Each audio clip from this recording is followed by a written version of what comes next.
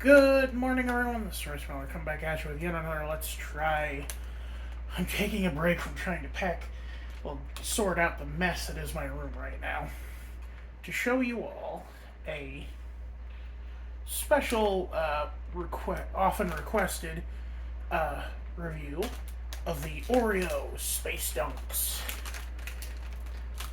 5 galactic designs of cosmic cream with popping candy. Ooh, I didn't know about that. Yes, this is a very special kind of Oreo because it's got not one, but 2 cream fillings in it.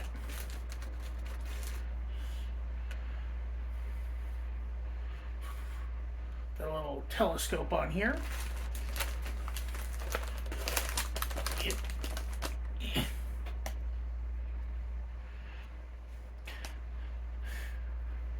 We can see under the hood here that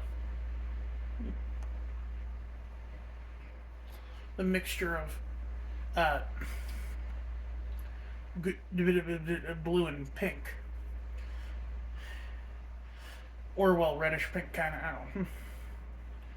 I remember someone called this color scheme bisexual lighting once, because that was a big reference and big pop culture style for a hot minute, was films rendered in shades of blue and pink, like Moonlight uh, or Bullet Train. I think the biggest one was a lot of the cinematography in Blade Runner 2049. Anyway, let's try it.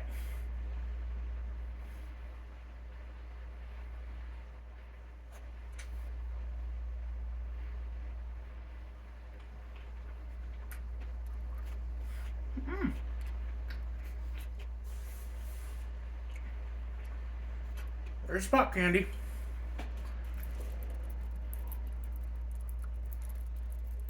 Can you hear it? I don't lean any closer. And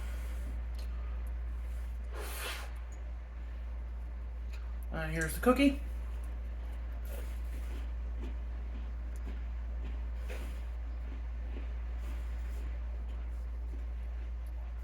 It's a normal cookie.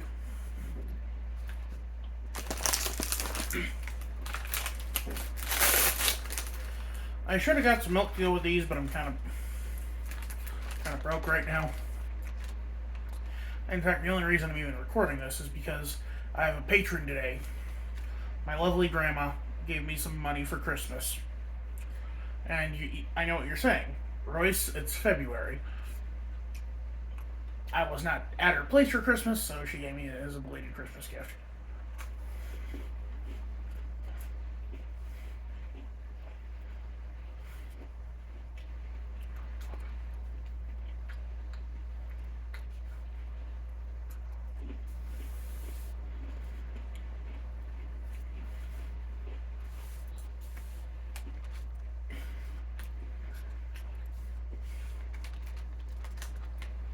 My grandma says she likes watching me on the TV because she feels like I'm in the room with her.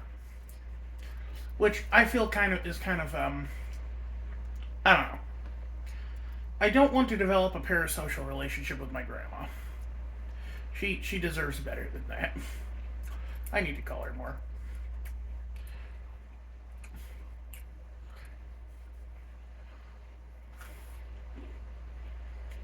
You know,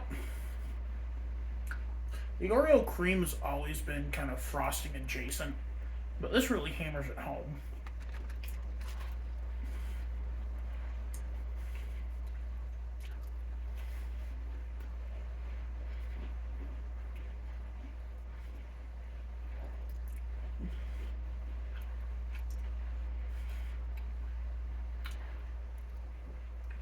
It's a little the it's a little thinner. Not like thickness wise. I mean mixture wise than their normal cream. So it's more spreadable.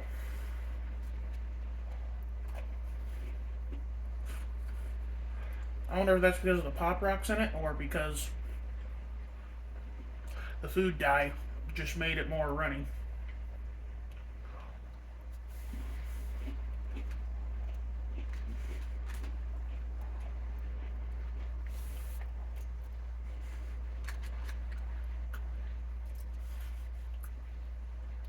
It's a rocket trip.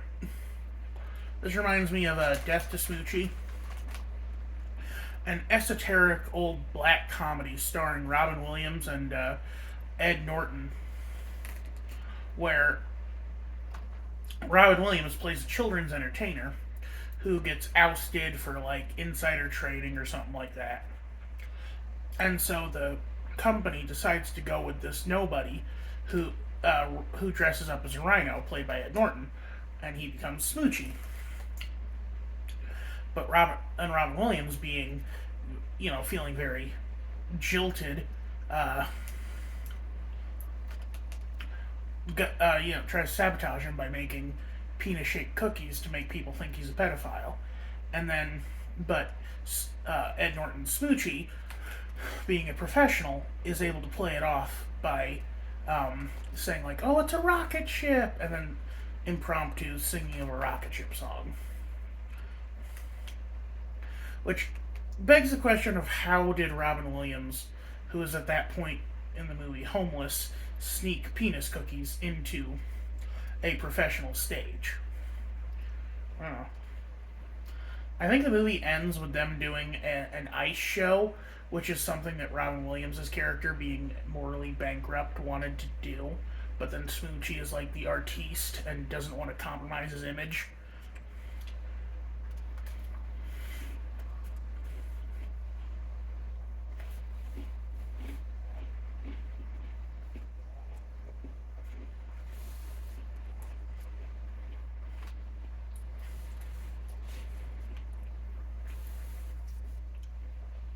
Robin Williams just has a ton of weird roles. You know what's weird? A lot of people confuse Bicentennial Man with AI. And Robin Williams actually had a cameo in AI as their version of Google. Except in the dystopian future that AI takes place in, you go into this little building and Robin Williams, as an Einstein-like professor guy, pops up and says, what would you like to know?" And it's like any search engine, you just gotta play with it until it gives you the results you need.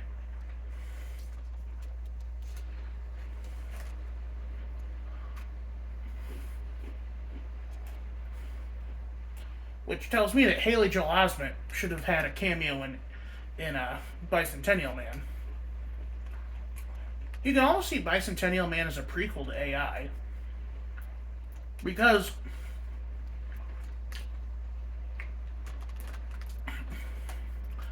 they developed the human-like animatronics that brought, what was his name? Andrew?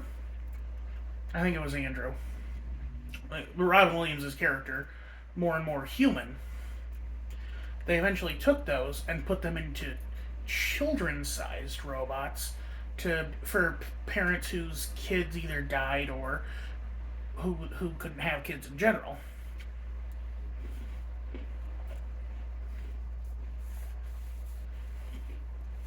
Except, obviously, two different studios. AI, I'm guessing, was Warner Brothers, because that's who Stanley Kubrick usually worked with. And, of course, Bicentennial Man was Touchstone and / Disney.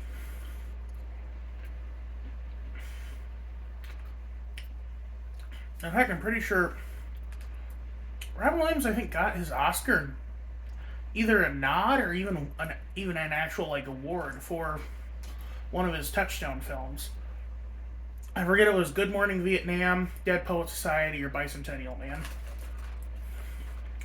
What's funny is, like, even Robin Williams admits that Bicentennial Man wasn't that good. In one of his bits, he talks about getting bad directions from a GPS. Like, he's on the Golden Gate Bridge and his GPS suddenly says, "Turn right here." And he says, "No can do, Hal. Not feeling that depressed today." And the GPS responds, "Oh, really, Robin? I saw Bicentennial Man." Oh, it's so sad seeing him joke about, taking your own life, knowing what we know now.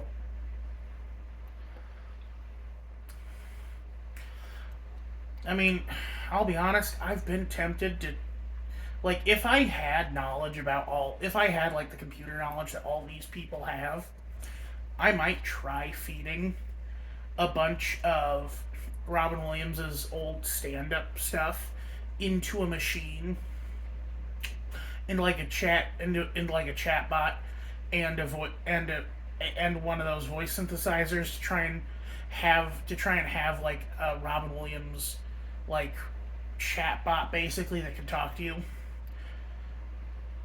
But thankfully, I'm not talented enough with programming to try such a thing, which is probably for the best because, I mean, we all saw what Zelda Williams said. She does not want her dad to be resurrected in such a ghoulish state. It's one thing when an actor signs, knows what they're getting into, signs their likeness away. That's what, that's what uh, James Earl Jones did for Vader. Like, all his voice lines in Obi-Wan are synthesized. And that's what Bruce Willis did. Because, he's got that weird mind thing going on. I think some kind of dementia, I think.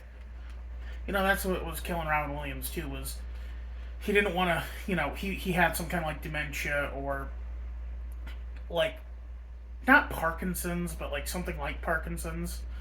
And he didn't want to go down that path of suffering, so he, of course, he also was an addict and depressive. God, this is a really downer episode all of a sudden. I'm very sorry.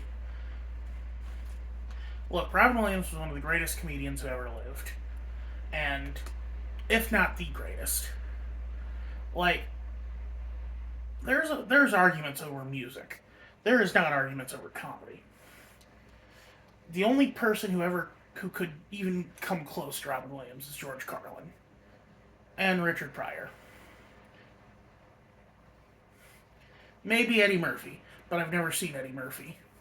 Hell, I've never even seen Pryor or Carlin. I just heard that they're really good. Anyway, these are okay. Honestly, the thing that drives me up the wall is the price of a full thing of Oreos, and it's like half the size. I was actually, so, were I not strapped for cash right now, I would have also reviewed the peanut butter pie and dark chocolate ones. Which, look for those in the future, maybe, after I paid. But this is half the size of either of those, and it was just as much. And that just doesn't sit right with me. And, I get it. It's a little bit more of a taxing process to make them.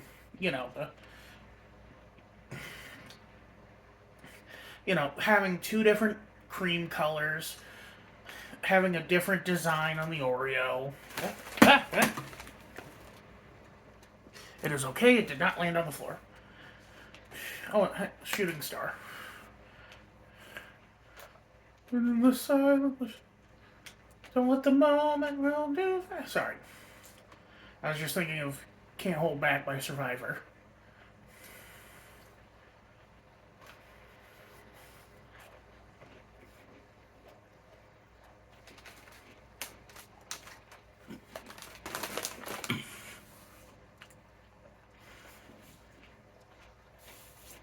Anyway.